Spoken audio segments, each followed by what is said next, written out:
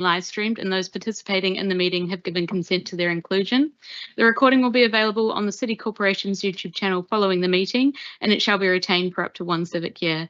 Whilst we endeavour to live stream all our public meetings, technical difficulties may sometimes prevent live broadcasts. In these instances, we aim to upload a recording after the end of the meeting. All personal data will be processed in accordance with the Data Protection Act 2018, and for any further information on that, please feel free to contact us.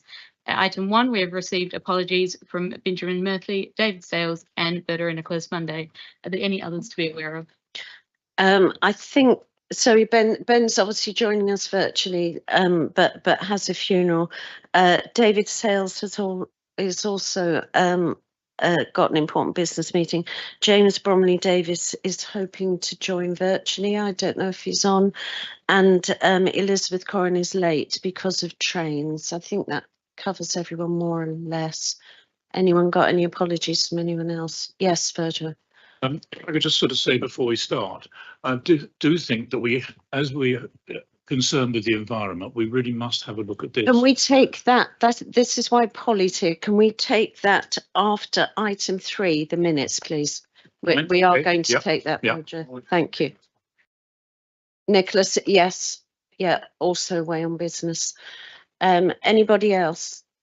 No, okay, thank you. And I should then say welcome to everyone in the room and online, and especially to members of the public joining us. As ever, we're truly grateful for your interest and support, and I know that many of you are volunteers which help us in that way as well, so welcome. So we go to the minutes, page 7 to 6. Oh, declarations, sorry, 10 o'clock. Thank you, Chair. At item 2, I've not received notice of any declarations unless any members wish to make any now. Thank you. Seeing none, at item 3, Chair. Okay, so taking the page 7 to 16, taking the minutes together, each page for accuracy in matters arising which are not otherwise on the agenda. Anyone, anything to add? Not seeing anything in the room or online. Gone. Yeah, thank you very much. So can we approve those minutes, please? Thank you.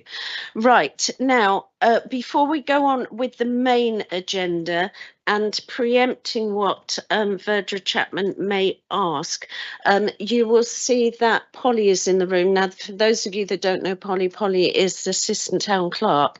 And I've been saying for quite a long time that both Zoe and the wider Town Clerk's Department have been really putting a lot of effort into ways in which papers could be rationalised, and the amount of resources used lessened. It's linked to electronic links, number of meetings, things like that. So Polly has very, very kindly given up some minutes of a hugely packed day to actually come and just tell us what the town clerk's position is at the moment, and then for any members to raise any further questions if they wish. So Polly, can we go to you first, please? Of course, I'll try and be quick, but despite appearances, sometimes the simplest questions have the most convoluted answers. But in short, the reality is the City Corporation has a policy position which is digital first, and that was agreed by Policy and Resources some years ago in terms of committee papers. What that means in practice is that members should be opting in if they would like to receive hard copies. So the default position is no papers. But what we've seen is essentially a proliferation of everyone, or the vast majority of people opting in to hard copy papers. So we've got to look at this a slightly different way. And there's sort of various things we are looking at to address the matter. So number one, working with officers on how we can draft shorter papers that are more concise, provide all of the information that members need to make a decision, but in a way that allows them to do so with sort of fewer pages. There's an element of looking at whether or not it is necessary to provide your information pack in hard copy. And I think that's something that the chair was quite interested in trialling as part of this committee, because there's no decision making there. We're also under no legal obligation to provide hard copies as it stands. It's just a sort of position that we hold. So there's an element of actually, can we trial getting information papers to you in a different format? I mean, all members, including external members of all committees, have access on any device to our Modern Gov app, which has our public and our non-public papers. We would have to find a slight workaround for confidential papers, which are your blue papers. But as you're probably aware, those are quite few and far between. So hopefully that wouldn't be such a big ask. So there are lots of things we are looking at doing. Those are just a couple of options. But yes, we agree. I think it's a common theme across committees, and we're actually seeking feedback from our members in terms of the effectiveness on papers. Are they concise enough? Are we getting the right information to members in the right way? So that work is all in train, and we're hoping to make positive moves in the next couple of months, if not within the next year. So I hope that answers your question, that we are doing something. And if you have any specific questions on how we're seeking to do any of those, I'm happy to answer. Thank you, Polly. So, Virgil Chapman, come to you first. Right, okay, thank you. Yes, I've been very concerned about this for some time. And what I've been saying before is, fine, we have a printed copy of the agenda. We should say to each of the officers who's preparing a paper, you have got a sheet of A4 and only a sheet of A4 to give a resume of what it's all about, and everything else to be online, so that if we're wanting to have a look at it, we can have a look at it. This is this at the moment is a complete and utter nonsense, because of course we don't get colour copies, and there are a number of things here where if you have a look, it depends on the colour as to what you think about it.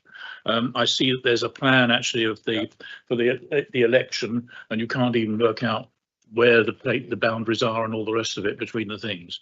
So we should sort of stop that really in a way by just having our agenda, the minutes, okay, there's no problem with that, and then just a sheet of A4 and tell officers they have got to get it down to a sheet of A4, and then all the other papers can be online.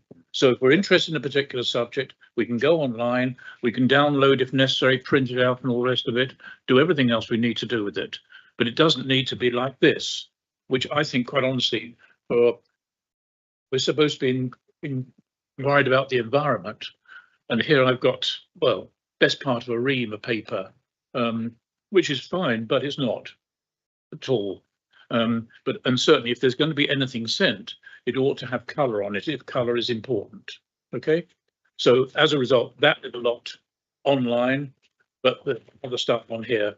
And if it's something such as the boundaries of the area which are important, then it can be a colour copy of a map or something like that. Okay, but certainly we've got to stop this.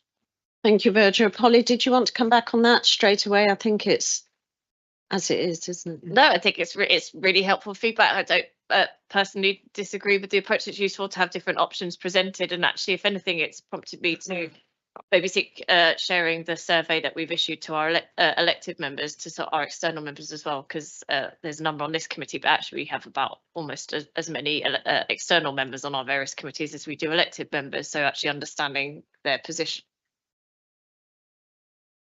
would be a really useful standpoint. So if, as and when we get that to you, I would value just to, it honestly only takes 5 minutes, but it will allow us to capture and make the case to members who will ultimately make some of the decisions around how we present some of our decision making functions. But other than that, I really appreciate the feedback and happy to look into it. Thank you, Polly. Great idea, Greg. I couldn't disagree any more than the voter. I think they can be cut back, but carry on as we are. That's my opinion. This is my feed into this meeting, is because it's there for us all the time. And I do understand what the voter is saying, but I couldn't disagree with me.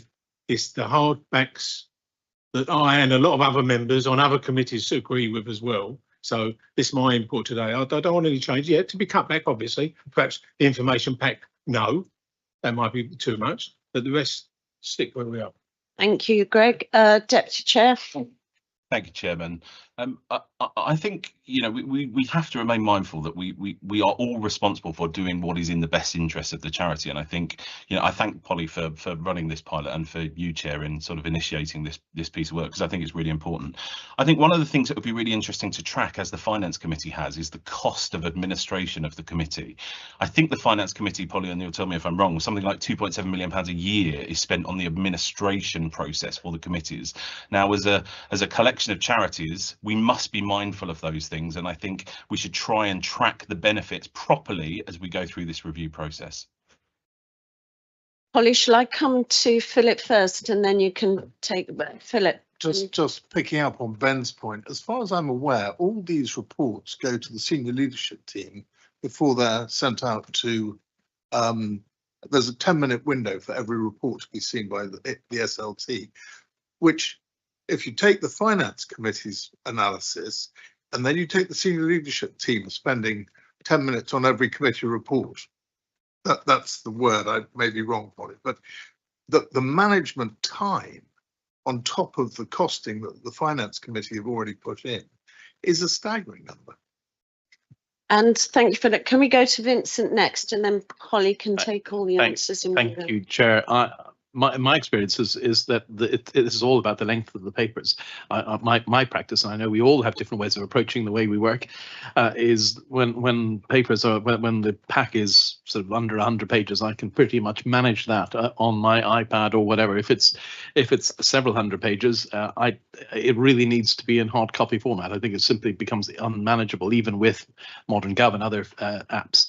So I think this all comes down to how we write the papers and the amount of information that we include in them. And I know, Polly, that you and the rest of the team are looking at that and working on that. And I think we're expecting to see something coming through Policy Resources in due course on that later this year. And I just encourage you to really focus on that and to think about the length of the papers and the amount of the additional information that is, whether it is strictly necessary or not, or whether in fact at times we're gold plating the reports that we provide. Because if we can get them down then to more manageable length, the set of papers, I think you will find more people like myself simply saying I'm happy to work on the iPad instead of getting hard copies. Thank you, Alderman. So Polly, I can't see any other hands up. Can we come back to you for sort of concluding remarks, as it were, and then we'll move on. Absolutely, thank you, Chair. As the Alderman points out, this is in broad terms something that Policy and Resources is looking at considerably. If I might just a bit of fact checking, so that in terms of the committee administration figure that was quoted, to be clear, that's not a sort of cash cost to the organisation. I should be really clear. That's just the amount of staff time, and that was a very much an approximation, so I want to be quite careful about how that figure is quoted. But as you can imagine, we have on average 2.5 committee meetings every working day in a year. That the administration of those is not without cost in terms of staff time. Actually, the more interesting figure is that the annual spend on committee paper printing is approximately £85,000 a year. Which does not include additional costs such as staff time, toner or ink. I don't want to go into detail. It's not necessarily a matter for this committee. I know you're concerned about climate, but this is something I want to bring forward as part of the P&R work in the round as an area that we could perhaps make some difference in. And by simply not doing the information paper, for example, could have the potential of reducing that almost by half, you know, if depending on the average length of paper. In terms of every report, by the way, doesn't also go to SLT, because as you said, that would be matters of strategic importance, so really cross-cutting issues to prevent the kind of silo working that the town clerk and members are really keen for us to avoid doing. Very strategic matters which have implications across the organisation are put to SLT first. And you should be pleased to know that that is paperless, so you're not getting double up on paper costs on that either. But yes, and I hear Mr. Lawrence's views along with the verderers. And again, if we send that survey around, if people haven't done it before, if it's only being sent to you for the first time, as you can hear in the room, there's already slight divergence of opinion. What we will try and do is put the best case forward on behalf of the City Corporation in line with our climate ambitions, in line with our effective support of members, so we can facilitate the best decision making as possible. So balancing all of those things. I'm sure we can make an improvement on the current position though. No, electronic, it is, I promise, electronic survey. Thank you very much, Polly. So please fill in the surveys when you get the links. And then when I come back about this committee taking part in any pilot, then if we can please support that, and then we'll be able to get some movement forward ahead of the game, as it were. But thanks again, Polly. Really, really appreciate your time. And then one last thing with the housekeeping is that I've had no advanced questions on information items. So the only information items that I'll be taking questions on are the superintendent's reports and any other presentations. And then before I start, Elizabeth, could I maybe get you to move the chairs that are at that end now, please, so that I can see people's hands as they go up. Thank you. Sorry, Greg. Chairman, what you've just said about you taking questions, and if there's no questions put forward, you won't give no answers. I don't agree. I've been on this call a long time, and I'm not prepared to accept what you just said. Because if there's anything, I'm sitting in a committee and something comes into my mind, it didn't come into my mind last week, I will ask the question and I would expect it to be answered. Because what you're saying there is not right. Okay, well, let's see how we go, because this is something that, again, we're being encouraged, through policy to actually do. So I don't think there should be a huge amount today that isn't covered in what I've said. But if people have got, really important questions on information items that officers can answer in the room, we will do our best. But obviously officers may have to say that they need to email or come back with those answers, because part of this logic is to give officers the chance to answer questions sensibly. Okay, so thank you, everyone. Going on to verbal item 4, Emily, the recruitment update, which is all good news. Thank you very much, Chair. So yes, as your members are aware, we've been recruiting for 2 senior positions, so the Deputy Director and the replacement Commons Superintendent. And I'm very happy to share the news that we've successfully appointed a woman called Anna Burns to the Deputy Director role. Anna will be starting on the 26th of May, and she's currently an Operations Director for London and the South East for the Environment Agency. She's extremely experienced in operations, also very used to dealing with crises and sort of dealing with the media strategy, business planning, etc. So a warm welcome to Anna when she starts. She is going to be joining us for a couple of events before then, Chair. So some of you might be able to get her to meet her in advance. And then in terms of the Commons Superintendent, I can't share the name of the successful appointee at the moment because they haven't passed the HR checks, but I'm confident that they will do so.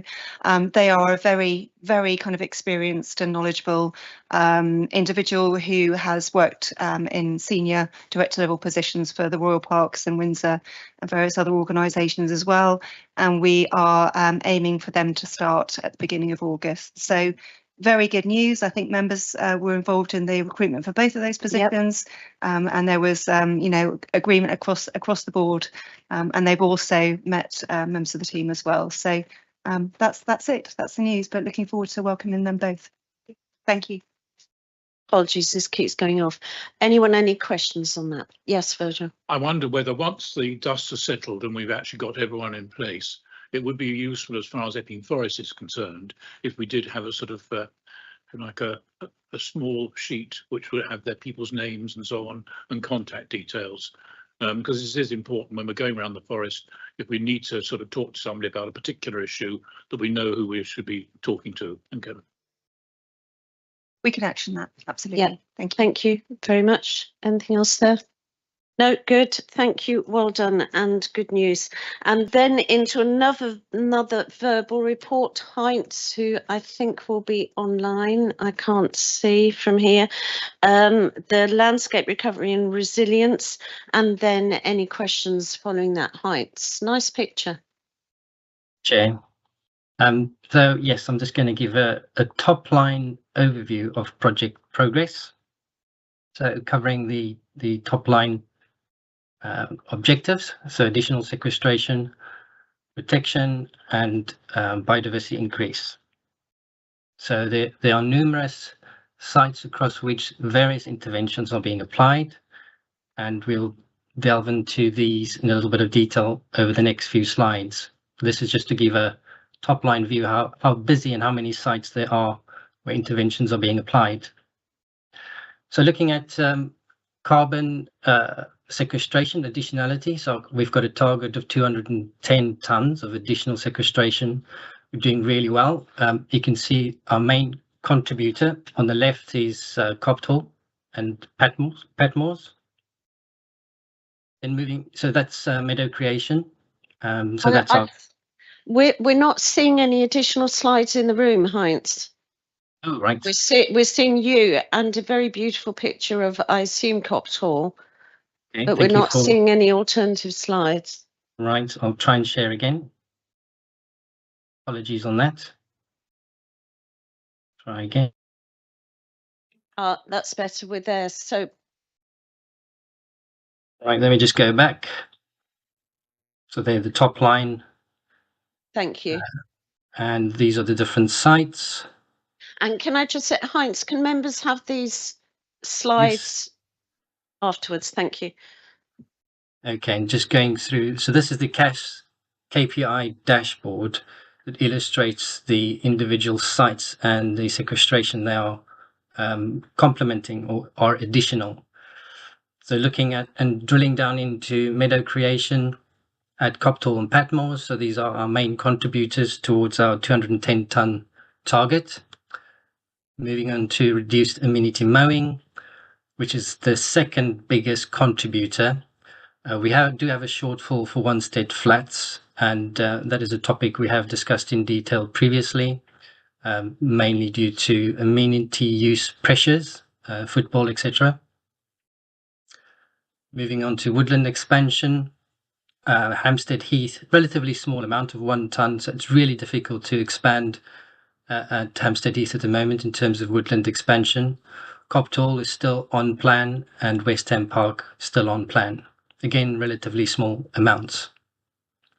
Looking at hedgerow creation, as we all know, Copthall, we recently planted hedges there and we exceeded our target. Queen's Park and West Ham Park, they're still to follow and happening at the moment. So looking at the overall picture, looking at the bar on the right-hand side, so target's 210. At the moment, we've realized 189, and our forecasted achievement by the end of the project is at 190 tons. Now, the shortfall there, as mentioned, is mainly Wanstead Flats. Next is just a quick short video on the hedge planting at Copthall. The Copthall hedgerow project. Good timing. Is that playing? Project is a large-scale landscape project. The central idea being to build connectivity between different areas for nature, resilience and biodiversity, to recreate some natural barriers, some natural hedging which would have been in the heritage landscape. So here on Copthall, what you have is a nice bank of green grass that basically runs from between two towns. And so we want to create these great corridors for wildlife to be able to come through, thrive, and then hop into the forest as well. So these plants are basically taking in that energy and they're pulling in carbon into their roots. And also what they're doing is these plants are breathing. And the interesting thing is that they breathe in carbon dioxide and breathe out oxygen. So we've got your thorns, which we have everywhere, which are good for produce berries in the winter, but also things like hazel and privet and maple, which we don't have a lot of in the wider landscapes. We've got netting, which basically prevents rabbits and deer getting in.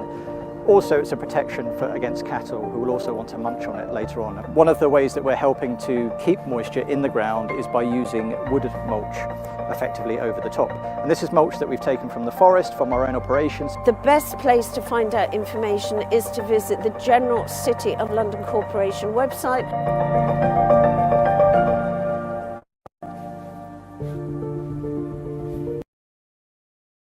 Great, hopefully that was interesting.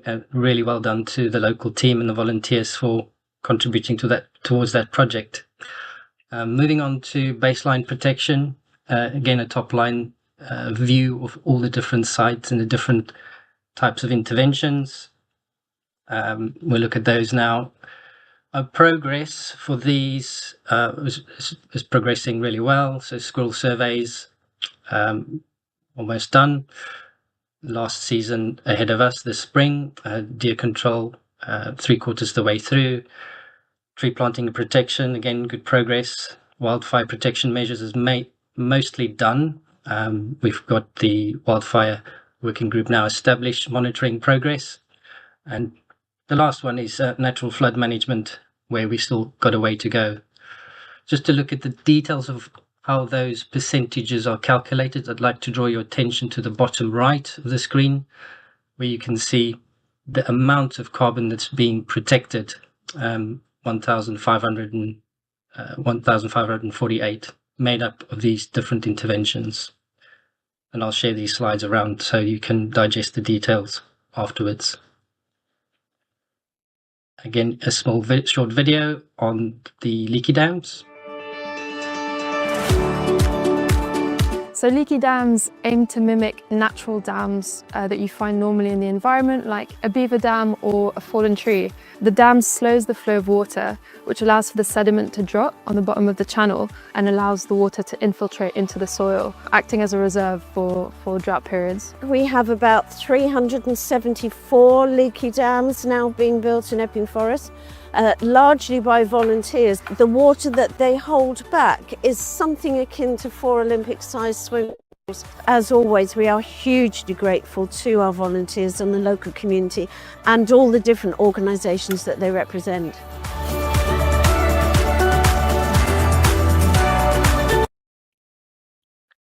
Just to finish off, we've got a number of feasibility studies taking place. We've got Pine March and Reintroduction feasibility study that's slowly coming to an end and conclusion for Burnham Beeches and Epping Forest. More on that in the future once the report is released. We're working on a river restoration feasibility study for Copt Hall.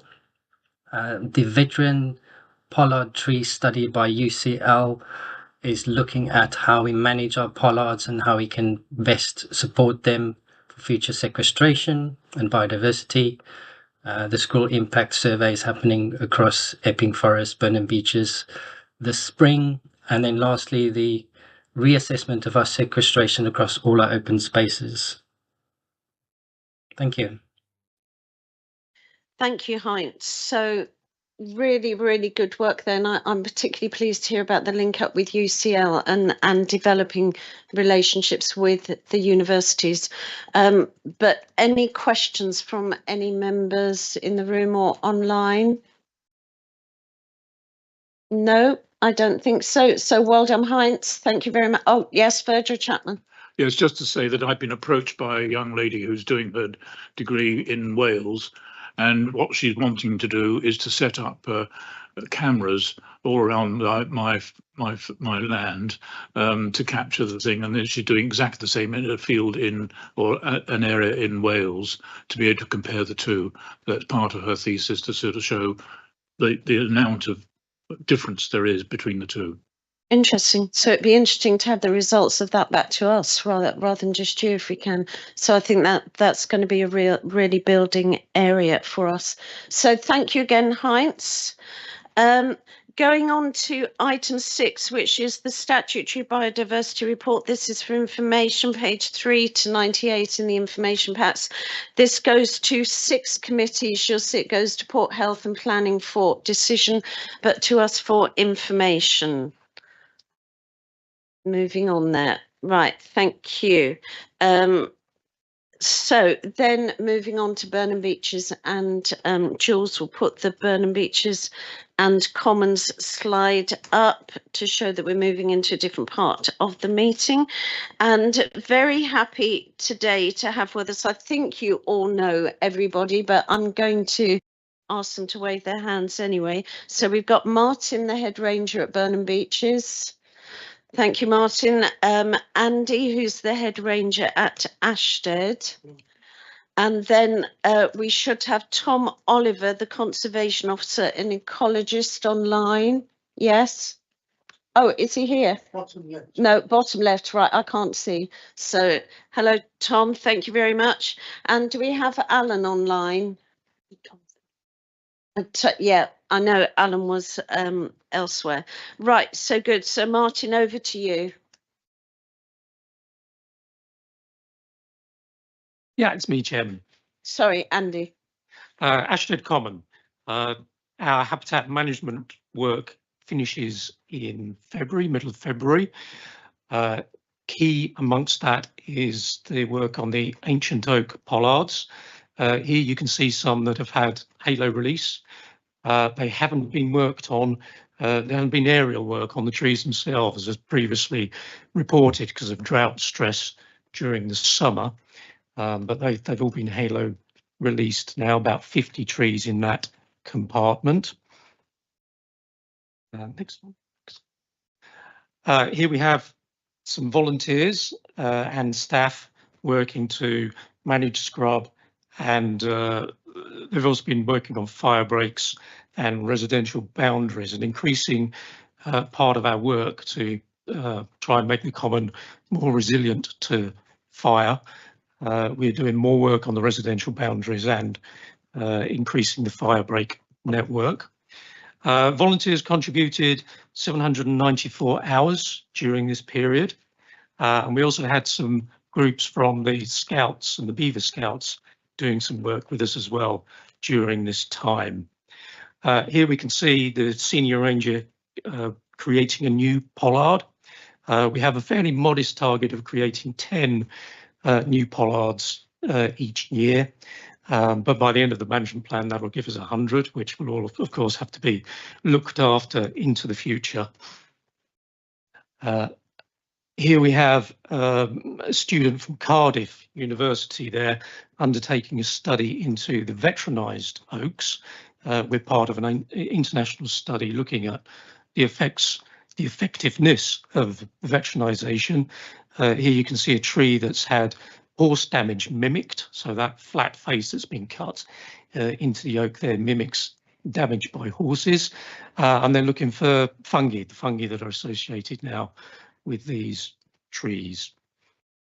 And I think, yes, that's me. Thank you. Thank you, Andy. Fantastic.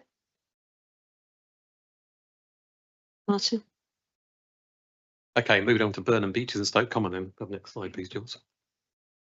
So on the nature conservation resilience side of things, work in the last couple of months has focused on a number of areas, but particularly in wood pasture restoration. That's the top left slide, where about 1.5 hectares has been worked on by staff, contractors and volunteers, sort of thinning the woodland, creating young pollards, and sort of part of our countryside stewardship funding.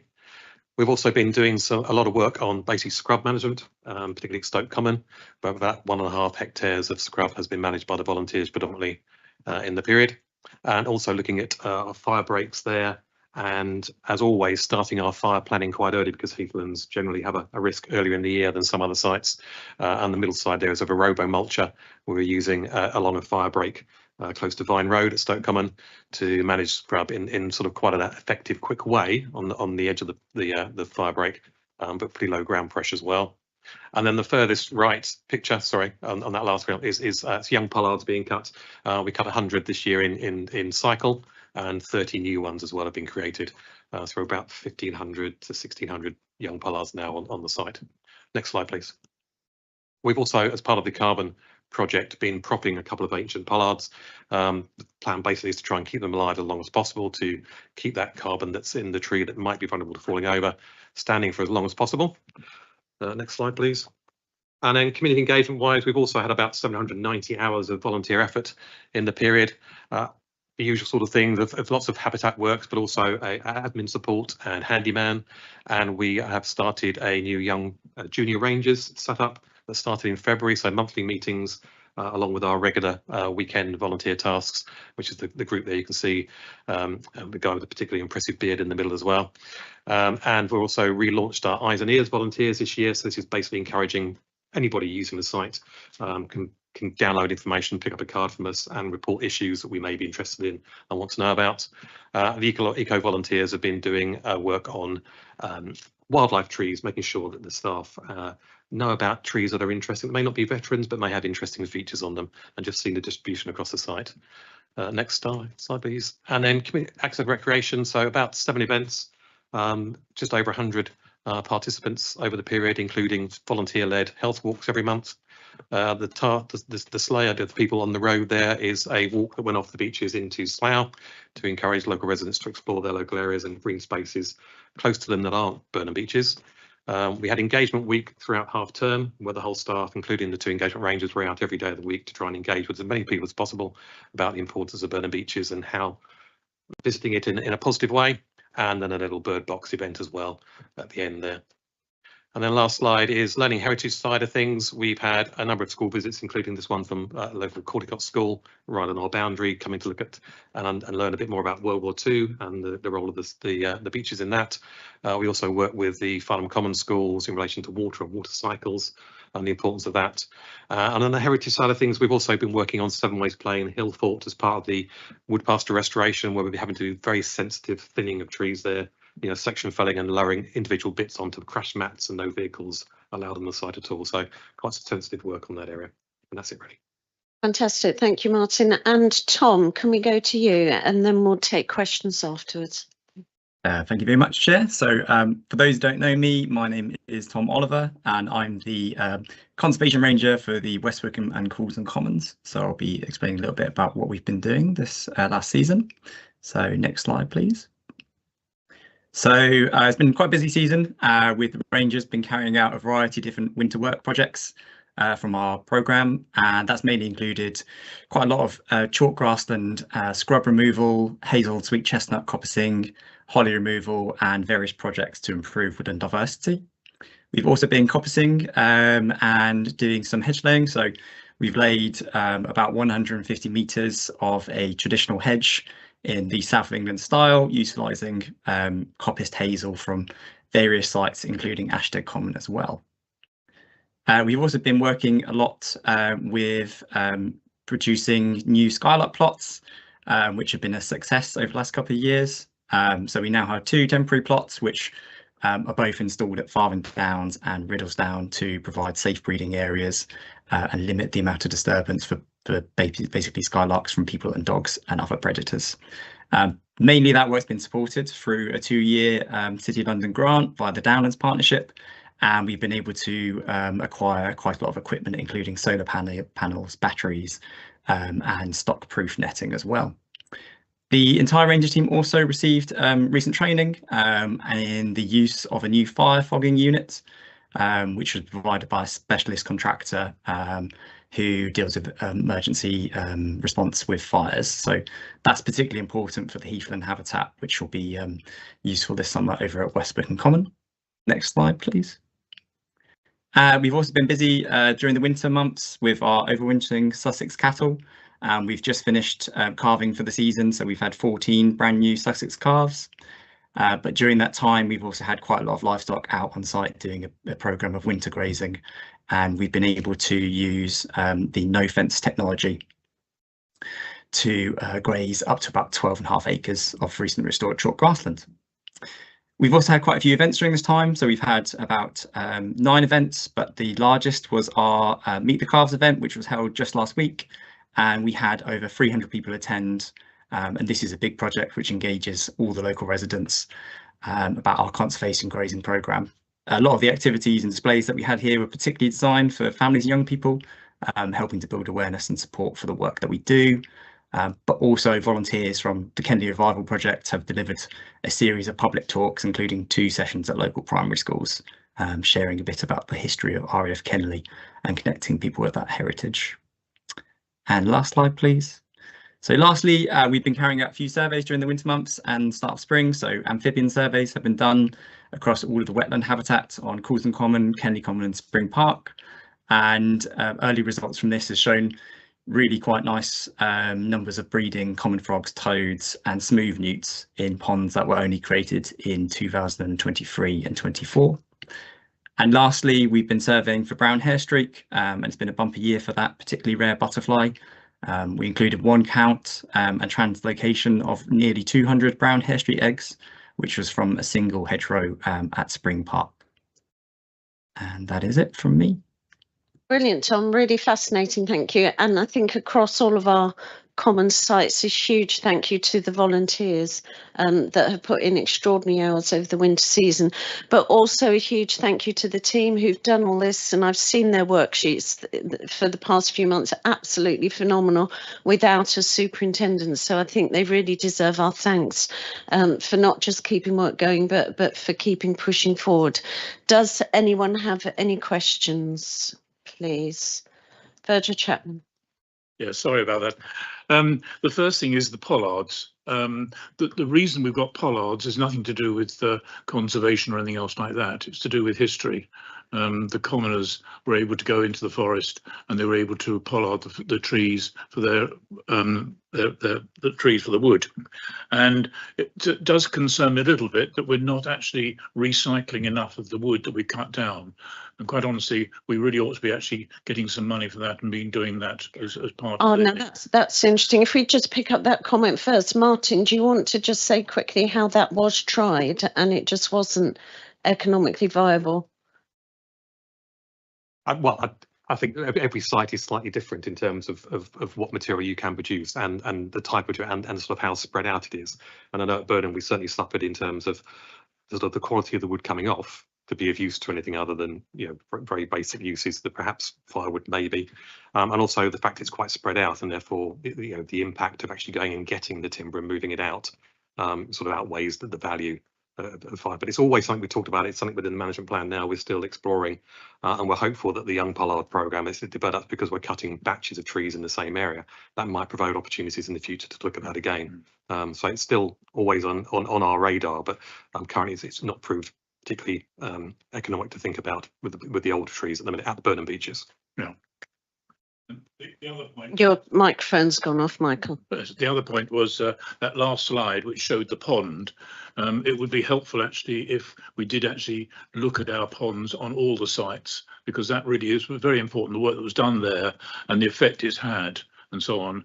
And it'd be very good to be able to say that wherever we are, and we're doing the dams, the leaking dams and so on for conservation of water, it'd be very useful to be able to show what we're actually doing, not only with preserving the water and the rest of it, but actually sorting out our ponds so they're actually become really alive with the local staff. Thank you, Virgil. I can't speak for officers, but certainly Jacqueline and the Epping Forest team hosted a pollarding cross-divisional session last week, and so it may well be in officers' minds to take water as a topic, but if it wasn't, certainly that can be added now. But yes, there's a lot of work going on across all the sites, so point taken. So anybody else? No? Okay, thank you, Commons team, great work. Right, so moving on to item 8, the risk management report, and this is for decision page 17 to 104. And at call over, I did congratulate Joe on this paper, because for the first time potentially I found the risk report a really interesting read. And if you read it through from beginning to end and read the storytelling that was alongside each of the risks, then I found that it really filled in the gaps. It showed a lot of the work that's been done, a lot of the research work, a lot of the mitigations, and really for the first time a really good idea of the flight path. So I'm going to ask Jo Hill to say anything that she would like to say first. So Jo. Thank you, Chair. So the report provides an update on the risks held by each of the Commons charities. We've summarised the risks in the cover report with highlighting which are the key risks or the highest risks at the moment. And all the risks have been updated in detail since they were last reported to your committee. There were a couple of actions documented in the minutes of the last meeting in response to queries raised by the Deputy Chair, which I'll just cover quickly. So there was a query about whether the low score of the budget pressures risk for Ashted Common is appropriate. So the head ranger has reviewed this and considers that the current assessment is appropriate, so with the risk score as unlikely. Ash Common has different budget risk compared to the other charities and has additional countryside stewardship funding secured up to 2031. Members will also note from the report that a new risk has been added for each of the charities, which sets out the actions being undertaken to ensure readiness for the Natural Environment Charity Review and the move to a grant funding model. And there was also a point around the acceptance of the risks about impacts of development and encroachments for 3 of the commons. Again, we took this into consideration with the Web Rangers, and they are happy that the right approach remains appropriate at the current time. So just to clarify, it's not that they accept the situation, but they accept the current risk score or the current score of the risks, and that they can't reduce them any further at the moment. That's beyond their control. But the risks are updated and reviewed regularly, including that risk approach. So if anything changes and there are options to reduce the risk, that will be amended as well. And just overall, really, the risk registers demonstrate the similarities and differences in the risk faced by each of the Commons charities. One of the common themes is the ongoing and increasing popularity of the sites, which is welcome, but is being managed carefully to balance visitor numbers with the conservation of the sites and minimising associated environmental damage. So the risk registers show that there are a range of monitoring strategies in place and awareness raising to encourage visitors to use the sites responsibly. I think they're the key points I was going to mention, but if anyone has any questions, happy to take those. Thank you, Joe, very much. So anybody else, any questions on the risk register? Yes, Virgil. Michael's made the point earlier that the absence of colour in printing makes these risk registers very difficult to understand.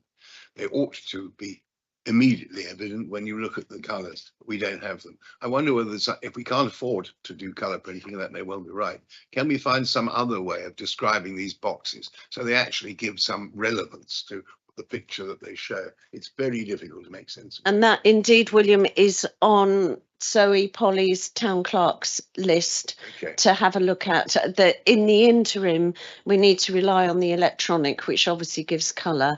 But the one thing that we won't do across any at the centre or across any of the offices is print in colour. I understand that. So we are looking at, I think the point that is to be looked at is a different way of showing the risk. Yeah.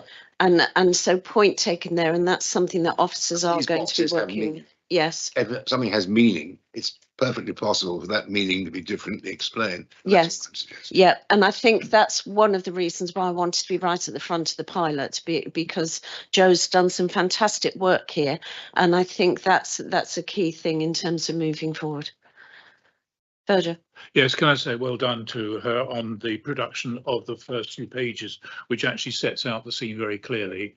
And going back to the points already been made, the best thing would be for all of this to be available online, for us to be able to actually download a look on our own computers on the colour and so on. Absolutely. Yeah, absolutely. That particular report is ideal for just setting the scene for us. Yeah, and that will be looked at. Thank you. And anybody else? Right, okay, thank you, Joe. So that is for decisions. So can we approve that, please? Yeah, good, thank you. So moving on to item 9, also for decision, and this is the extension of the existing PSPOs. Page 103 to 148. I'm going to go to Martin first. I mean, my feeling is this is a success story, and I think it's an organic development that we then agree to extend it. But Martin. Thank you, Chair. As the committee knows, currently there are 5 public space protection orders in place at Burnham Beaches, all related to dog behaviour or antisocial behaviour with dogs. It's all tied up with those issues. The principles of the measures were originally adopted in 2014 as what were then called dog control orders, and then subsequently changed to public space protection orders in 2017, following sort of extensive public consultation and engagement on the issues. And generally have always shown really good support for the principles and the setup that we have. PSPOs are required to be reviewed every 3 years. You can't make them indefinitely, and every time the review happens, there is a need to consult on statutory consultees and users of the site as well. The orders fundamentally were introduced to ensure a balance between all users of Burnham Beeches, whether you are the majority who don't bring a dog or the minority who do. And nearly all of Burnham Beeches is still available to anyone with a dog to enjoy. About 220 acres is available for off-lead walking, and the rest simply by popping the dog on the lead. There's a very small exclusion area around the cafe and information point, which is historically a real hub for problems, with people obviously having food and dogs don't always mix very well, and that has resolved that issue entirely by having that very small exclusion zone. Overall, the dog rules have resulted in significant reduction in antisocial behaviour in relation to dogs across the site, particularly notably within fouling, where we have up to a 97% decrease in fouling in the on-lead area, even 64% in terms of reduction in the off-lead area as well. And the report is basically asking for 3 options. One is that we allow the current PSPOs to end on the 30th of November, in which case we revert to the previous setup of bylaws only, which over a number of years, including voluntary codes, didn't really see a reduction in problems. The next one is to consider a variation of the orders. That's not the proposal that we recommend at this point. We have management plans coming up in the next 2 or 3 years, which is a perfect opportunity to talk to the public again about any possible changes we might consider at that point. And then the recommended option is that to renew as they are, almost business as usual. Now, these are established protocols. It's what many of our visitors expect to find when they come to Burnham Beeches, and to ask permission to go out and do the consultation that's needed over this period and over the summer as per the timetable and report, and then come back to committee in November based on the findings of that consultation to decide to extend or not the PSPs at that point. Yes, so really the main cause, the main purpose of the report is to ask for permission to do that consultation to seek to extend the PSPOs subject to a decision in November after the 1st of December 2026. Thank you, Martin. So just to go to the recommendations, page 104, and we're asked to agree option 3 on page 107. I don't have a problem with this. Does anybody else have a problem or want to raise any questions on this? No, thank you very much, Martin. Right, then item 10 is the operational finance progress report, page 99 to 134 in your information packs. Again, I think very straightforward. Clem is online to take any questions, but I don't see that there's anything out of the ordinary there. Anyone? No, okay, thank you very much. Okay, so we're now moving to Epping Forest, and item 11, verbal report for information to go with the report that's in the pack, page 135 to 150, which we're going to take as read, but Jacqueline's going to do a bit of a presentation and a commentary, and then we'll take questions because it is a presentation report. Jacqueline, thank you. Thank you, Chairman. Just a few updates to call out from the report and some of the actions that have been taken since writing the report. So this is just hedge laying Heinz referred to earlier on. So that's our a bit of a staff away day doing some hedge laying at Copt Hall. We had very, very, very wet weather experienced over the last couple of months. So this is where we've had to undertake some ditch works to try and alleviate some of the flooding. But by and large, the forest was very wet. Thank you. And so we've an ongoing repair of all of our car parks. Members will be aware we have 50 car parks, so it's a bit of a fourth bridge job, but we have a wonderful kind of tractor rake that does a brilliant job very quickly, and that's one of the examples. Our members of our enforcement team were given accreditation under the Community Safety Accreditation Scheme with Essex Police, and that's something we'll pursue with the Met as well. It gives them slightly more powers to do investigations. I've ought to mention, we also formally attested 11 staff members as constables at Chelmsford Magistrates Court a few weeks ago as well. This is the large-scale fly tip I think I referred to before. We've had some really excellent coverage on media coverage of this 4 lorry loads at long running. Off the back of the coverage, we sent a briefing note to a Lord's debate on environmental crime, on waste crime, and then I was invited to speak at the APPG for Woods and Trees, which the Woodland Trust operate, to talk about our experience of waste crime. So just to update that we're feeding into that sort of national conversation on how to ameliorate this, very significant national problem, and the impact on our particular site. Yeah. Okay, so just following on from colleagues, we've also been commenced work on the referring to our ponds project. So this is a group of volunteers who've been trained in how to do amphibian surveys, which we are undertaking across our ponds before beginning work. So that's an area that we've not done a lot of work in the past, so it's really exciting. And we've had significant records of amphibians in a number of our ponds, including some of the new scrapes that we created not long ago. So that's going really well. We've also been doing night patrols, or a few of our staff volunteering to undertake night patrols to safely cross amphibians across some of our roads at night. There they are. That's arrived in a different order. Yeah, sorry.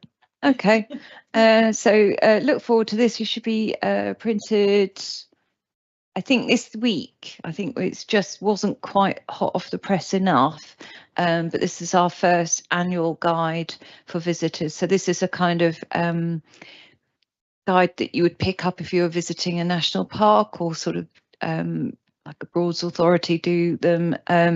So it will stay on the shelves in public spaces for the entirety of the year, and it's a guide to how where to go, how to behave, general visitor information. So we welcome feedback on it. It was, our first attempt at it, and we'll also hopefully have more and wider input on the version next year. Carry on, thank you.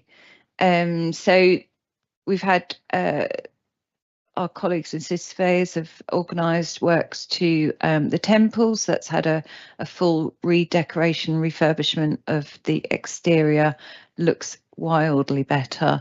And this is the steel that's now gone in at the grotto that will keep it secure and stop it from falling over. And to the front of that, you can see the lovely restoration work to that. So we now move into a new phase with the grotto in terms of how we further talk about access and interpretation of that site. So that's other work ongoing. Back to conservation, we had the LiDAR survey, you'll remember, a couple of winters ago. We, off the back of that, Historic England have been working with us on analysing the data and are doing 2 detailed surveys, one at Amesbury Banks, which they have just completed, and they will do Loughton Camp next winter. But very, very interesting in how they approach it and explore a really wide range of theories about why it's constructed, what its potential uses were. So we'll be interested to see the report at the end of that study. Committee visit on Saturday, we visited the Hynes Park Boathouse, which you can see is no more. But we have some very exciting proposals in the pipeline for how we're going to use that site. That's gone out to a sort of open tender process. We also talked about the past project. So we did the Gloucester ride not long ago. This is work being undertaken by Thames Water at Beacon Tree Avenue, which is to install some work that they need to do to the reservoir. They've installed a path for their access vehicles, which we've requested remains in that area. There's a lot to the photograph to the left is Gilbert Slade, which we also went to visit. It's top of the list as well in terms of needing some probably some surfacing works there. So we've got a kind of hit list of some of the worst areas, and members were taken to kind of Beacon Tree Avenue. Also had some significant problems, particularly around gradients of the site. So that will fix that problem, and that's one that we've not had to pay for. And Gilbert Slade we will address using some of our COVID path repair funding. And we also visited one of our great successes, which is the former changing rooms at Capel Road, which fell into disrepair and were unusable about 6 years ago. We were able to hand back £500,000 to CWP, which had accrued in building repair backlog, because we have engaged a new community project who have taken over the building, made this incredible kind of change. It's not quite complete, but you can see that it's a great community space. They engage with a variety of community projects across Newham. And we also benefit from no longer having the cost of maintaining the building, and we receive a rental income from that building. So that's quite a win-win for us. Thank you. That's all I had to call out. Thank you. Excellent, Jacqueline. Thank you. So anybody, any questions or comments? I've got a few, but if we go to others first. Yes, Virgil, William. Two things. The golf course income went up by 2% last year, which is jolly good. The sales declined markedly because people are generally buying, I imagine, on eBay or Amazon. But one thing that concerned me slightly was the suggestion that money that's been set aside for vehicles for the golf club might be moved elsewhere. Do I misread that, or is that in fact what is proposed? I'll take that, William. Can we leave that for the moment, because that is not now in progress, and I'm going to comment on that later in non-public. All right. That's absolutely. Thank Can I you. just say also that this is an absolute example. I don't mean to flatter you, Jackie, but this is the absolute example of how a report should be. 3 pages that tell you succinctly what it's about, and then you can turn on to find out what you need elsewhere. That's what Michael's talking about. Let it go across all the. And you will have the slides electronically after the meeting. Absolutely. So perfect. Good. Yes. Thank you very much. Greg. Thank you, Chairman. I think it's an excellent report. Absolutely excellent report. Just a couple of things. Firstly, the Capel Street dressing rooms that's going to be for the community now. Who paid for that? So the community project themselves have paid for the restoration and are doing all of the works themselves and giving us an income. Good. And I've mentioned this before in the past. Will ever any dressing rooms be provided again for all the playing fields in Capel Road and Aldersbrook? Because I know what the answer is going to be. People don't like changing, but if the changing rooms are good, clean, secure, they would be used again, because it's a pet, because that's where our games was when I was at school anyway. And I like to see changing rooms re-put there and Aldersbrook going forward. So I've got one more point up. Yeah, so we still have the changing facilities at Aldersbrook and at Harrow Road, and they do meet our needs and all of our clients' needs. And so what we have done is repurpose the Dell area, so we use the playing fields there, so it's closer to Aldersbrook, so they can use that facility rather than the Capel Road. Yeah. Can you pop your microphone on, Greg, please? Just an update, please, on the fly tipping in this year. Has anyone been caught? Is any court cases going to go ahead? If they have already gone ahead, what was the sentences to it? And I just have to say, some of this has to remain confidential because it's in progress, but there is good news, Jacqueline. Yeah, we've actually had 2 successful prosecutions in the last month. One was a fine of about £300, and the one that was last week was £900. Still doesn't really touch the sides of it, but we did have successful prosecutions, which we are making public, so that people know that we always investigate fly tips, and we always prosecute if there's any ability to do so, if we have sufficient evidence. We also have some leads on the major fly tip, and that's something we're trying to work with the police on at the moment. We just need some additional evidence that we can only get via the police.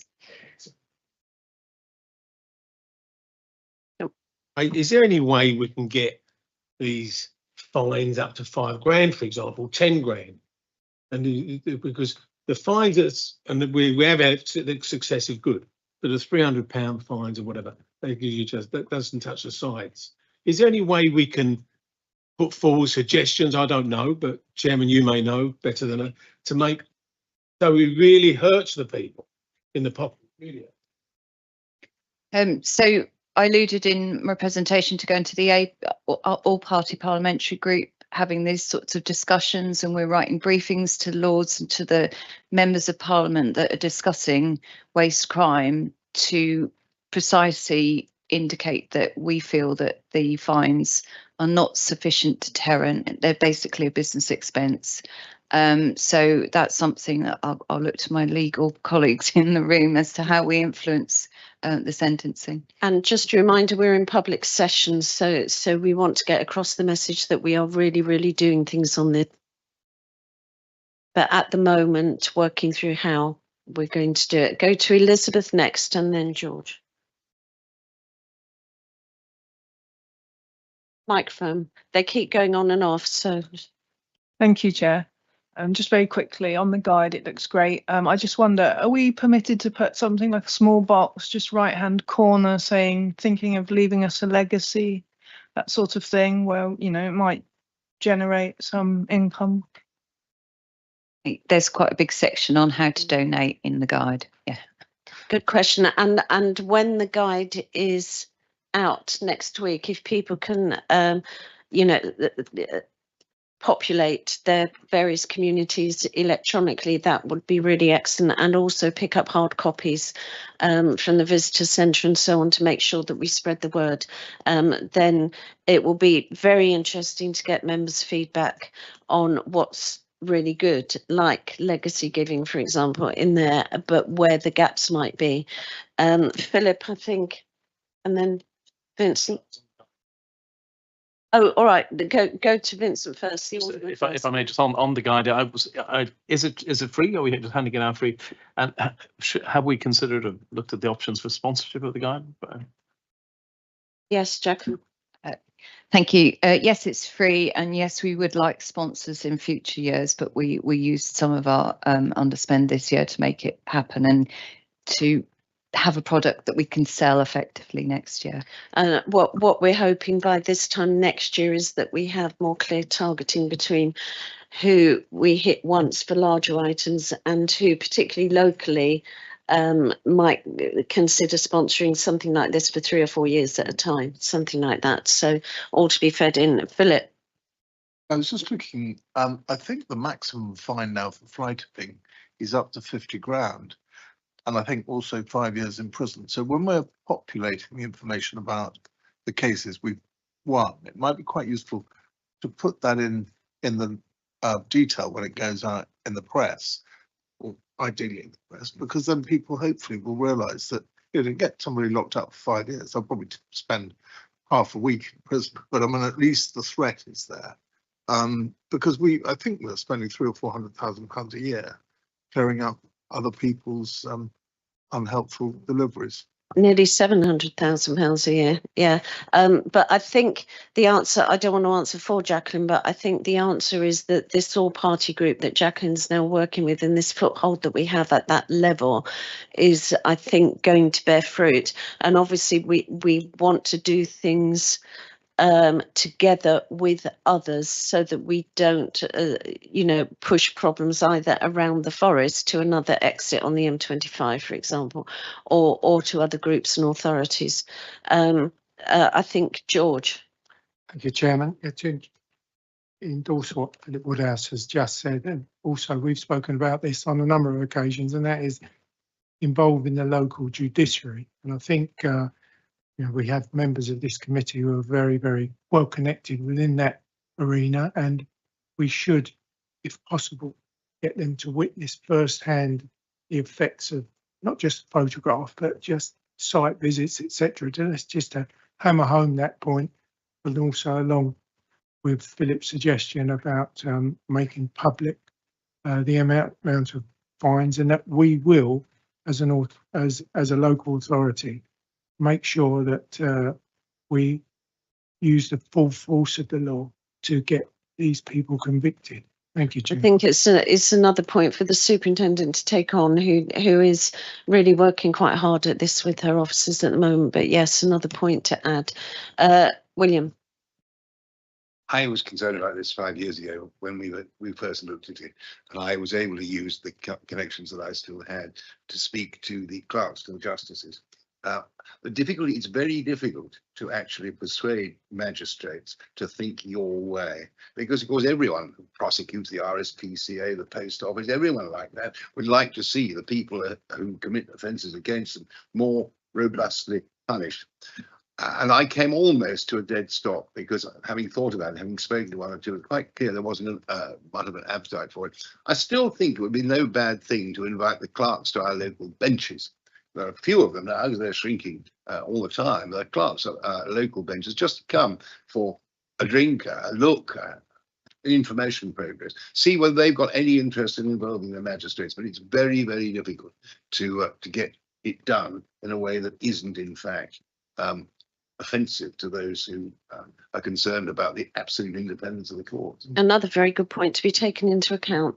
Thank you. The one last thing, Chairman, on that. I think it'd be good for us to let it be known that it cost us, that's even surprised me, £700,000 a year that it cost us just to clear up. So we'd be, in other words, we'd be chasing these people. What is the maximum fine a magistrate can give? Oh, sorry. I don't know. I mean, Jacqueline, do you want to say? And then I think we're getting into technicalities here. But I think we probably are. I mean, the magistrates' clerks will be operating under national guidelines in relation to these sentencing. So yeah, I do think there is a bigger policy issue which needs to be addressed, and I would be very reluctant to see us trying. I mean, I think we need to be very conscious of the independence of the magistrates and indeed their supporting clerks. And we're having great success at the policy level at the moment with the work that Jacqueline's doing. So I think these are all good points, but let's feed them in, and Jacqueline will come back to us because she knows that we want the constant feedback there.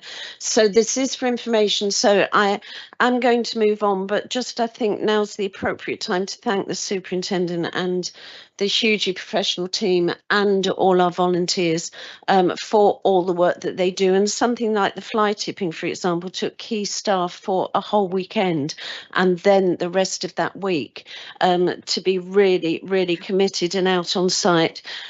So, they are a fantastic team, as are the volunteers. And also this is an appropriate time, since Jacqueline mentioned it in her report, to thank Tris and Jacqueline particularly for the excellent visit on Saturday, which probably in terms of our visits showed the biggest spectrum of work that has to be done across the forest to keep the forest running than I think we've seen on a visit for quite some time. I'll come back to that a bit later, but if we can move on, please. Thank you very much, Superintendent, to item 12, which is for decision the election of vergers, page 149 to 160. The recommendations are on page 150. If I can say that I'm going to take all of the recommendations together unless there is a particular issue with any one of the recommendations, which I really don't perceive, because this is really putting the building blocks together to get the election process started for vergerers. The dates are in the paper. that we've got to receive the settled register by January the 27th, and the election must be held no later than March the 27, sorry, January 27 and March 27, but the full timetable is on page 155 to 6. So I'm going to pass to Tristan first to just give a brief overview, and then we need to keep questions here to the process for moving forward and not to wider issues, because we still have that to come. So Tris, over to you for now. I don't have much more to add, Chairman. Above your introduction, this is simply a paper to set out the timetable of getting the Verderers election going and completing the necessary steps in order to comply with the Epping Forest Act and how that's set out. Okay, so anything to do with detail, any of the detail, the dates, anything that looks wrong, any of the information there that looks wrong. So I say next stage work will come. So any issues, questions there? Nothing online? No, so can we move to approve that so we can get that work started, please? Thank you very much. Thank you, everybody. Right, item 13, this is the risk management report for Epping Forest, page 161 to 212. Can we take the comments that have been made previously as noted? So all of the same comments apply. And what we have to be sure of on page with the recommendations is that officers are aware of risks and mitigating risks. But I think we have an excellent story here, and I like on page 164, for example, where Joe is now pointing to the decreasing risk, the new risk, and the highest risk, which is a really excellent step forward. So, Joe, anything else that you would like to say here? Thank you, Chair. No, I think that page 164 does set out the summary of the key things that have changed or that need to be considered as part of the risk register, and really just to reassure members that the risks are reviewed in detail at least every quarter by the superintendent and her management team, who are the risk owners, and we are aware of any risks that need to be added or the scores changed as appropriate. I think just any questions on those? One from Elizabeth. So thank you, Chair. I know I mentioned this last year, but I still, looking at the register, feel that for Epping Forest, we're omitting visitor pressure as a risk. It is called out in the other risk registers. And I know that last year it was said that it's covered under negative impact of development and encroachment, but I think that's just one driver of visitor pressure, and it's not the sole one. There'll be things like COVID, seasonality, and I just think it might be worth a second thought of whether we should have it as a standalone risk for Epping Forest, as we do in the other Commons risk registers. Thank you. Yes, I think that point about consistency is really pertinent myself. I'm Joe or Jacqueline, do you want to come back on that? Oh, thank you. We did spend some time looking at this, and Joe will correct me and point to exactly where we think it's captured under I think it was around 3 different risks that we had it captured under. I think in terms of managing the risk, we feel that it is an issue rather than a risk. It exists. It's going to continue to exist, and we have measures in place that manage it as far as we feel we can manage that. We are doing additional work as well around the visitor management strategy, which will address how we can improve how we manage movement and infrastructure and our kind of sustainability and ability to withstand the pressure of visitors. So I think I think that the visitors per se are not a risk. It's particular changes. So if there was to be a significant change, another pandemic, then we would immediately call that up as a risk. But actually, we are seeing visitor numbers starting to fall since the pandemic now, and we feel that we have our measures are in place.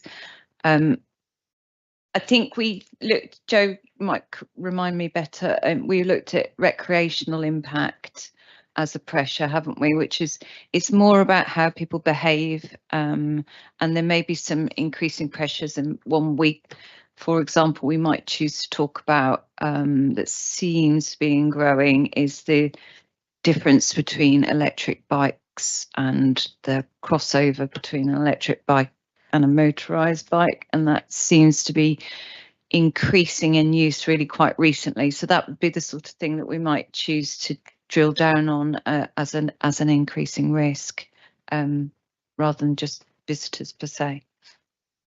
Thank you, Jacqueline. I don't know if Elizabeth wants to come back on that. I think possibly we need to relook at the idea of bringing the information about visitor pressure, whatever it's called, to a single point, because I think it is quite tricky for members to assess those pressures across the whole piece. I think that is accepted. I think we can all see where you're coming from, but could we just leave it with you to look at whether it could be brought into line with what we're doing with the Commons, which I know is smaller, and we're not dealing with the same numbers, but so that we have a sort of a point where that's collated.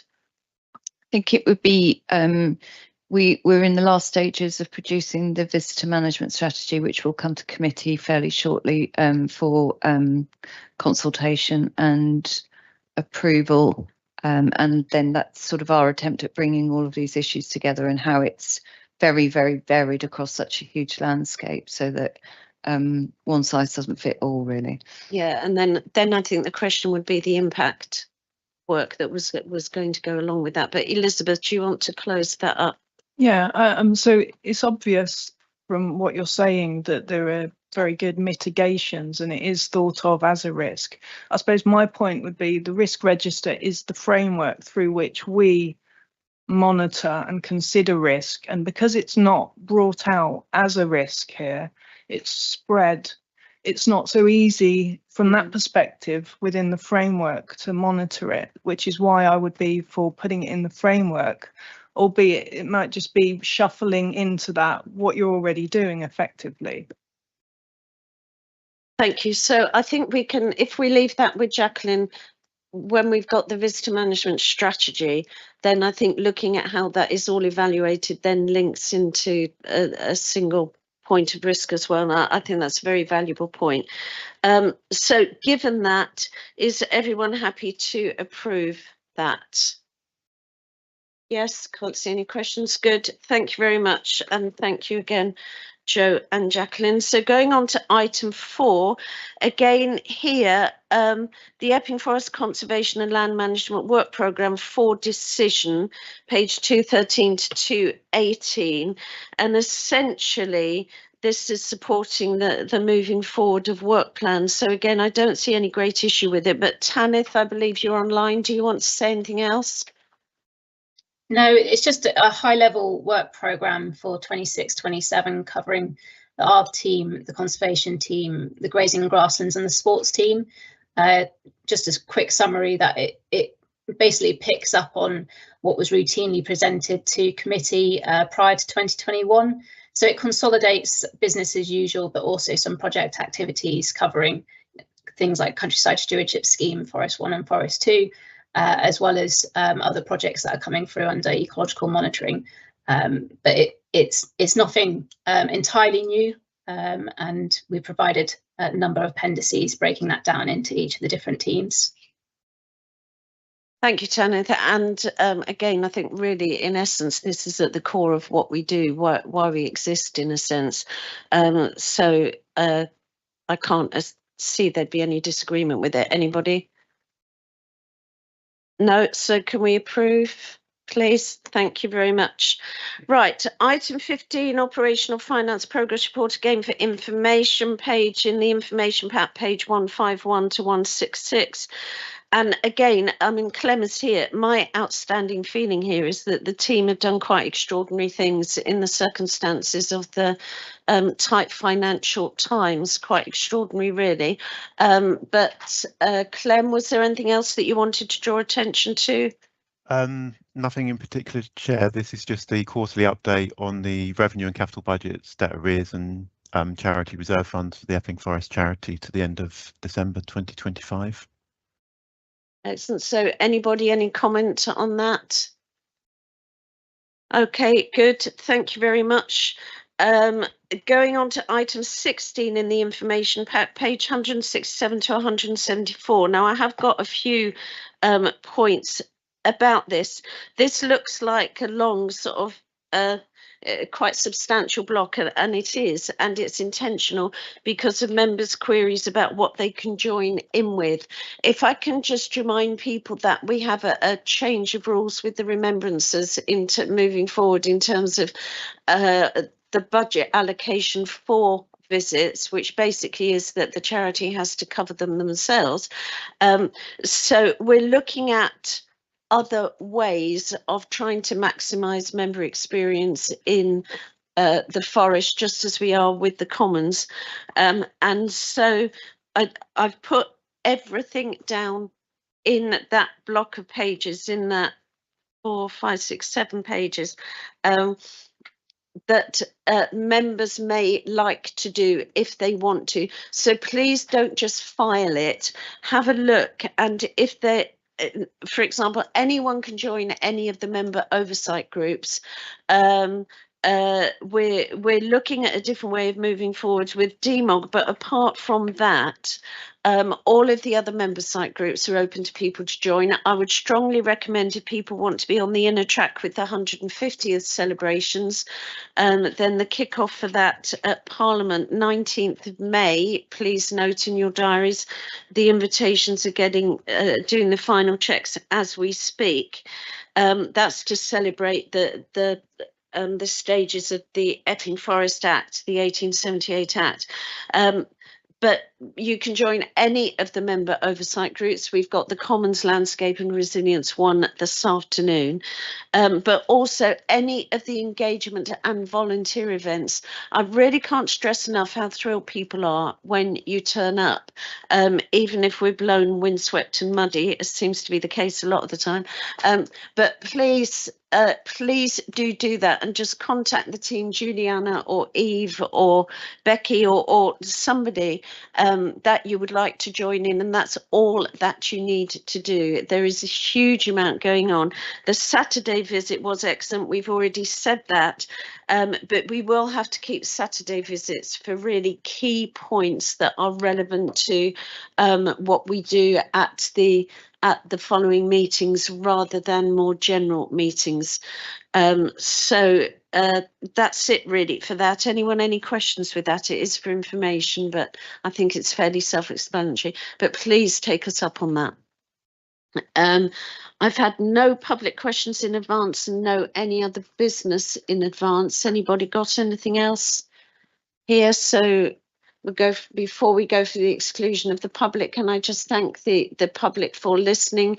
And I know many of you are volunteers that work alongside with us as partners, and we're hugely grateful of that, for all the work that you do and for the interest that you have in what we're doing. Town Clerk. Oh, and happy Easter, I meant to say. Thank you. Town Clerk. Thank you, Chair. Item 19 is exclusion of the public. Do members agree to exclude the public? Thank you. Please vote while we stop the live stream.